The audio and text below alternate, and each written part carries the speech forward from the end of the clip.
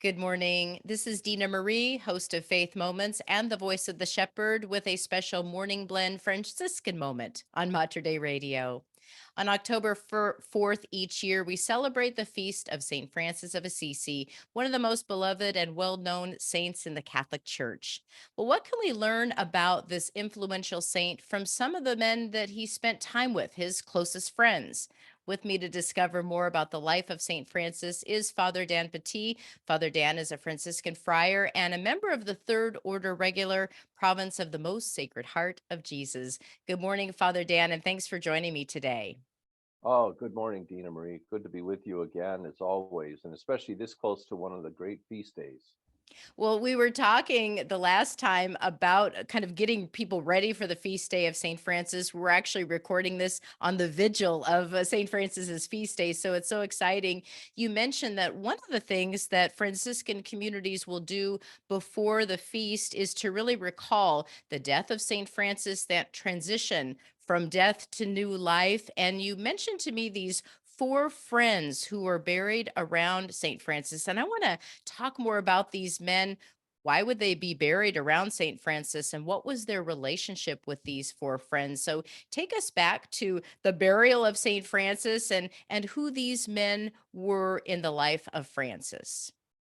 Well, there were four companions. They're actually where Francis is buried now. If you go to the crypt of St. Francis Basilica, he's actually buried and hidden inside the pillar. That's where they hid him back when they finally did move his body over from his death. After his death in 1226, they moved him to San Giorgio, started to build the basilica, and in 1228 they had the lower church done. So at that time they had a public procession, but it wasn't really Francis's body that was in there because um, there was in the movement over to the lower crypt, they feared people picking his body apart for relics and stuff. So they hid the body the night before in the pillar sustaining the main altar of the basilica. That those altars are so heavy; they're pure marble. They weigh tons, and they have to have a pillar to the earth to support it. Well, inside that pillar is where they put Francis's body, and Pius VII in the early 1800s. Now, this is 500 years later, 400 years later, gave permission to go looking for the body of Francis, and that's where they found it. Was in the pillar holding up the main altar of the basilica, the upper basilica. But And the thing that's unique about that, though, as we were getting to the four companions, is at four corners around Francis are his four closest companions: Brother Matteo, Brother Leo, Brother Rufino, and Brother Angelo. And those names, you won't find them in a catalog of saints, but they were very intimate followers and close friends of Francis of Assisi. yeah, we're talking with Father Dan, Franciscan Friar, as we recognize in October the feast of St. Francis of Assisi and these four companions. I think as I start to learn more about the lives of the saints, Father, it's always interesting to read about and to discover who are the people that work with them, who were the closest to them, particularly if they're in an order, they're part of that order, who kind of saw the day to day life of this particular saint. So, what do we know about these four companions and maybe how they got to know Francis and decided to become part of the Franciscan community? Well, some of them we know more than others. Like Brother Leo, I have a lot of stuff that we can say about him. I'll maybe leave him till toward the end, and the other ones, there's even some debate as to their identity. I mean, that's how unknown they were.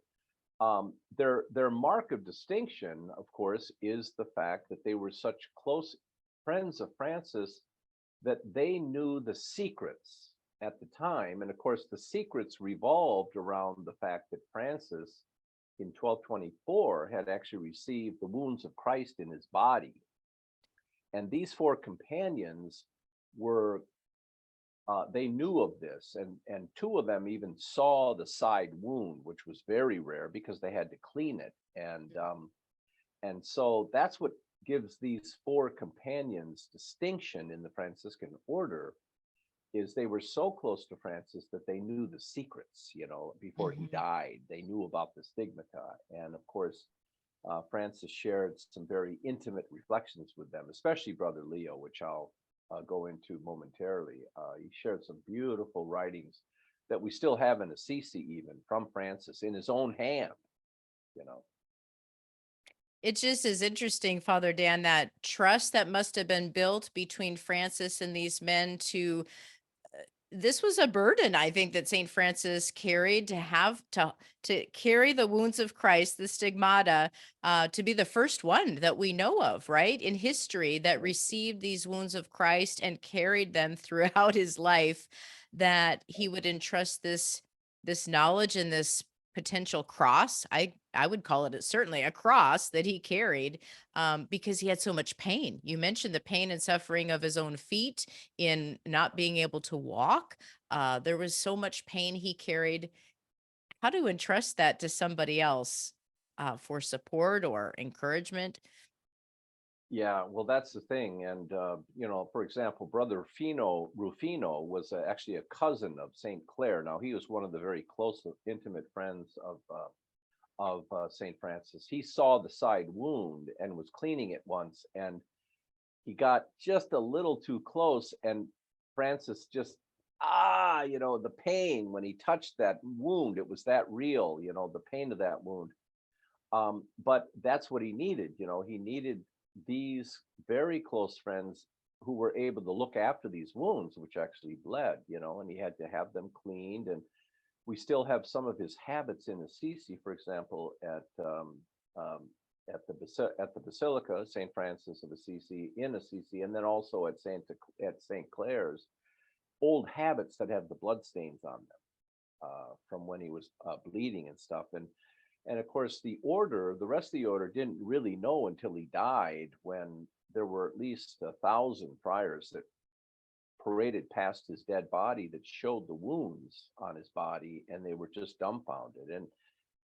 And of course, the history behind the wounds is that it's in a way, it was God's way of giving a stamp of approval to the life of Francis, that he had in fact what he was attempting to lead the friars to live, which the history leading up to that is, he really got a lot of resistance from the provincials, especially in the order, when it came to writing the final rule, because they were responding to the need the church had for preachers, and to preach the word in deed, and also and to preach it in word as well.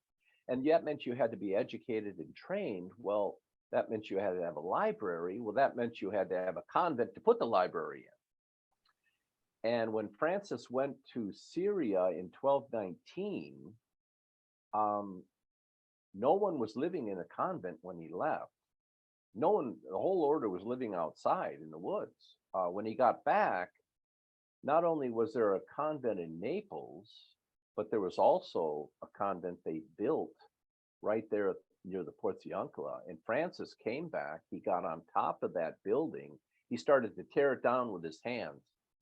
And the mayor of Assisi came out and said, "Francis, what are you doing to my building?" And Francis said, "Your building? I thought this belonged to the friars." He says, "No, it's my building. You're ruining my building. I want the brothers to use this." And of course, that's an injustice. It's his building. I'm not going to tear his building down. The same thing happened at Naples. He booted all the friars out and said, "You won't live in this country." And it was a real hard time for him to come to finally writing the rule in 1223. And then at the end of his life, here's this stamp of approval on it, in a way, by God himself, that Francis really was another Christ, as he had told the brothers, "This is what I want more than anything, is that you follow Christ." So it's a remarkable testimony, if you will, to the authenticity of the call of Francis, to the Right. brothers especially. Wow. Celebrating the life of St. Francis with Father Dan here on Mater Dei Radio. Father, I want to get back into Brother Leo, but we are Yeah, coming up to a break. So let's hold on the line. And when we come back, do you give us a little sense of this relationship between one of the four companions of and St. Francis? Will you hold on the line with me? sure.